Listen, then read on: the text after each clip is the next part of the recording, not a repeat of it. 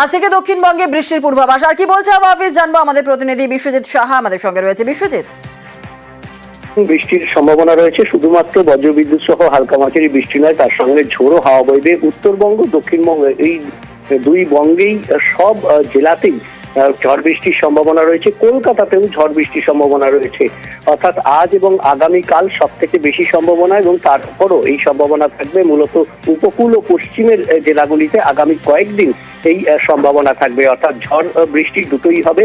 কোথাও কোথাও বিক্ষিপ্তভাবে দু এক জায়গায় কালবৈশাখীরও সম্ভাবনা আগামী 48 ঘন্টায় হতে পারে, এবং সম্ভাবনা শিলাবৃষ্টি হতে পারে। কোথাও কোথাও বজ্রপাতের আশঙ্কা রয়েছে। এই সপ্তাহেই তাপমাত্রা বেশ কিছুটা কমতে পারে, কারণ ঝড় বৃষ্টির কারণে আগামী দুদিন তাপমাত্রার সেরকম কোনো পরিবর্তন নেই। তারপর থেকে 2 থেকে 3 ডিগ্রি সেলসিয়াস তাপমাত্রা কমতে পারে। একেবারে ধন্যবাদ। যাদবপুরে বৃত্ত সম্পূর্ণ অতি বাম রাজনীতির আঁতুর ঘর বলেই পরিচয়। আর সেই যাদবপুরে রামনবমী পালন, মূর্তি বসিয়ে যাদবপুরে রাম পুজো, আজাদি স্লোগান মুছে গতকাল তিরঙ্গা। দিন কয়েক আগে ইফতার পালিত হয়েছিল এই যাদবপুরে।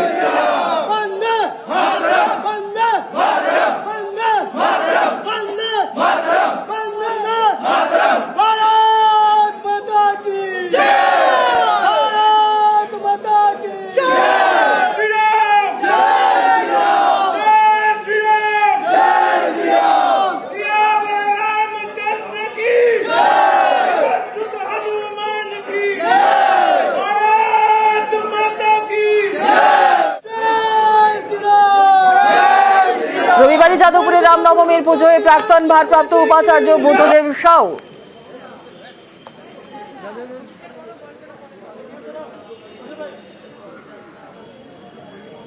আমাদের যাদবপুর ইউনিভার্সিটিতে সরস্বতী পুজো হয়, দুর্গা পুজো হয়, আবার ইফতার পার্টিও হয়। আমি সব জায়গাতেই যাই। যে কোনো শান্তিপূর্ণ এবং সৌভ্রাতৃত্বের যেখানে উপস্থিতি থাকে সেরকম জায়গায় যেতে তো আমার কোনো আপত্তি নেই। রাম এরকম তো কোনো নিষিদ্ধ জিনিসও নয়। এক জায়গায় বাধা থাকবে, এক জায়গায় বাধা থাকবে না কেন? একটা জায়গাতে অনুমতি দেওয়া হবে, আরেকটা জায়গাতে হবে না, তার কারণটা কি? তাহলে ইউনিভার্সিটিতে রিজলিউশনই করুক যে আজ থেকে আমরা কোনো রকম ধর্মীয় অনুষ্ঠান করতে দেব না। সেই রিজলিউশন না করে একটা জায়গাতে বিভিন্ন রকম ভাবে অজুহাত দেখানো, এটা দুর্ভাগ্যজনক।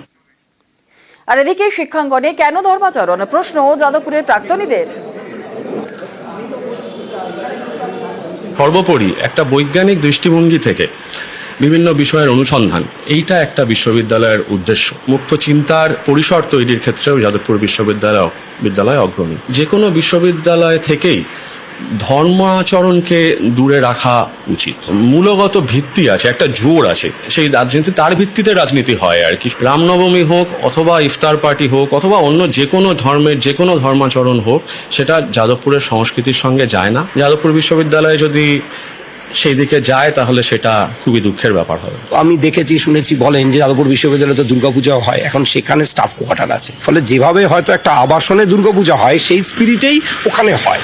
সেইটাকে যদি কেউ হাতিয়ার করে এখন বলে যে দুর্গাপূজা হচ্ছে, অতএব রামনবমী করতেই হবে, অতএব ইফতার করতেই হবে।